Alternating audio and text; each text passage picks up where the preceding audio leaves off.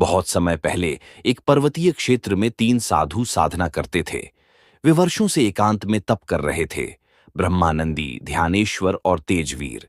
एक दिन अचानक एक घायल लड़की जंगल से उनकी कुटिया की ओर आई। वह बेहद सुंदर, मासूम और रहस्यमयी थी। साधुओं ने उसे आश्रय दिया। वह बोल नहीं पा रही थी, पर उसकी आंखों में दर्द और रहस्य दोनों थे। धीरे धीरे वह ठीक होने लगी और साधुओं की सेवा करने लगी।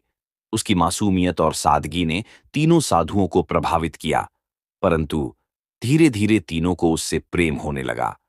वे जानते थे कि एक साधु को वासना से दूर रहना चाहिए, पर यह प्रेम अलग था। यह श्रद्धा, करुणा और आकर्षण का मिश्रण था। लेकिन अब उनके बीच खिंचाव शुरू हो गया था। ईर्ष्या और मोह ने उनके ध्यान को विचलित कर दिया। अंत एक रात लड़की अचानक गायब हो गई। सिर्फ एक पत्र छोड़ गई जिसमें लिखा था, मैं माया हूं, जो तुम्हारी साधना की परीक्षा लेने आई थी। जिस दिन तुम मुझसे मोह करोगे, उसी दिन तुम्हारा तप अधूरा होगा। अब देखना है तुम तीनों कौन अपने भीतर के प्रेम और त्याग को पहचानता है। क्लिफहैंगर।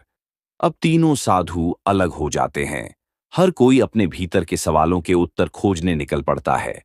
तीनों साधु अलग अलग दिशाओं में चले जाते हैं। ब्रह्मानंदी जंगल में और गहन तप करता है। ध्यानेश्वर गांव में जाकर लोगों की सेवा करने लगता है। तेजवीर शहर की ओर जाता है, जहां उसे सांसारिक मोह फिर से घेरता है। हर साधु अपने अपने तरीके से उस लड़की के प्यार को समझने की कोशिश करता है।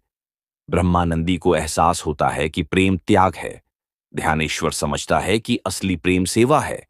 तेजवीर को मोह, वासना और स्वार्थ में फंसा देख लगता है कि वह हार गया। एक साल बाद तीनों एक ही स्थान पर एक तीर्थ में अचानक मिलते हैं। वहां एक वृद्ध महिला मिलती है। वही लड़की अब देवी के रूप में प्रकट होती है। अंत वह कहती है, मैं परीक्षा थी।